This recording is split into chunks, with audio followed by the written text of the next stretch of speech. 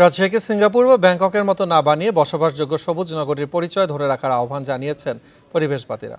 দুপুরে নগরীর সোনাদিঘির পাড়ে জলাধার বন্ধন কর্মসূচিতে তারা বলেন, দিন দিন রাজশাহীর তাপমাত্রা বাড়ছে, পানির স্তর নিচে নেমে যাচ্ছে এবং শহর হয়ে পড়ছে বসবাসের অনুপযোগী।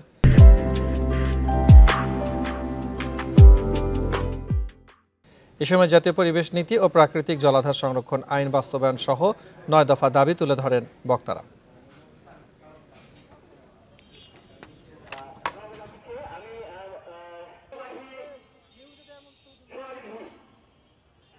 আমরা যেভাবে পরিবেশের ক্ষতি হচ্ছে, যেভাবে আমরা জলাধার রক্ষা করতে চাই, আমরা পুকুর রক্ষা করতে চাই।